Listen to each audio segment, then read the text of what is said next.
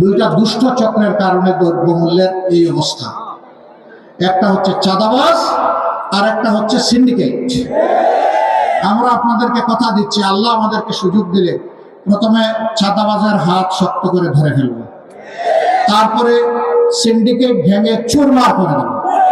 কোথাও কোনো সিন্ডিকেটের অস্তিত্ব রাখা হবে না। শাসন হলো জনগণের শাসন। এই জন্য চিৎকার দিয়েই বলছি, আমরা জামাত ইসলামের বিজয় চাই না, আমরা 18 কোটি মানুষের বিজয় চাই। 18 কোটি মানুষ মুক্ত হলে আমরাও মুক্ত। 18 কোটি মানুষ যদি দালাল একেবারেই বিপজ্জনক পজিশনে পড়ে যায়, আমরাও বিপজ্জনক পজিশনে পড়ে যাব।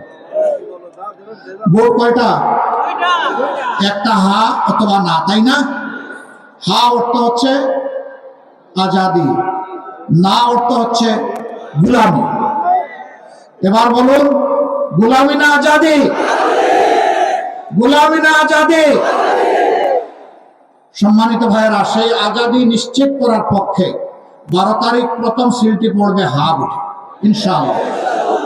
হা ভোট জয়ী হলে বাংলাদেশ বিজয়ী হবে, হা ভোট হেরে গেলে বাংলাদেশ হেরে যাবে ইনশাআল্লাহ। আল্লাহ আমাদেরকে সাহায্য করবেন, হা ভোট বিপুল ব্যবধানে বিজয়ী হবে ইনশাআল্লাহ। আমরা আমাদের সমস্ত পরিবারের সদস্য, প্রতিবেশী, আপনজন, প্রিয়জন, কর্মস্থলের সঙ্গী, সাধারণ মানুষ, পাড়াপড়শি সবাইকে ইনশাআল্লাহ আমরা হা ভোটের পক্ষে ভোট দেওয়ার জন্য আহ্বান জানাবো। কারণ হা ভোট সবাইকে আজাদি এনে দিবে, গুলামি থেকে মুক্ত করবে। 2 নম্বর ভোটটি আমরা চাই দাঁড়িপাল্লায়। কেন? এটি ইনসাফের প্রতীক। অবশ্য দাঁড়িপাল্লার সাথে আরো 10টা প্রতীক আছে, সবাই নিবন্ধিত। যাকে যেখানে দেওয়া হয়েছে প্রতীক হাতে তুলে আমরা সবাই জান প্রাণ দিয়ে তাদের পক্ষে কাজ করবো ইনশাআল্লাহ। 11টি দল। আমরা ঐক্যবদ্ধ বাংলাদেশ চাই বলেই 11 দল ঐক্যবদ্ধ হয়েছে। আমরা কোনো বিভক্ত বাংলাদেশ চাই না, অতীতের কাসুন্দি শুনতে চাই না।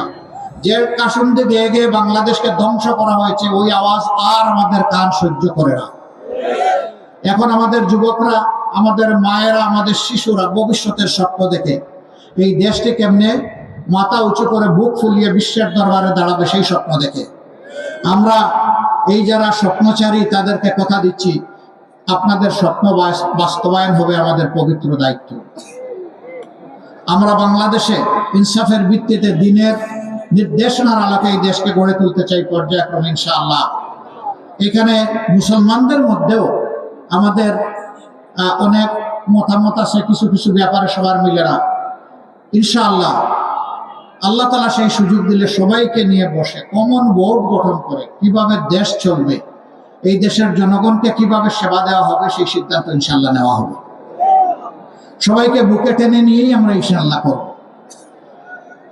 আমি 12 তারিখ ইনসাফের পক্ষে, ন্যায়ের পক্ষে, আধিপত্যবাদের বিরুদ্ধে, ফেসিবাদের বিরুদ্ধে শক্তভাবে, মজবুতভাবে দাঁড়ানোর জন্য, জেগে ওঠার জন্য সাতক্ষীরাবাসীকে আহ্বান জানাচ্ছি।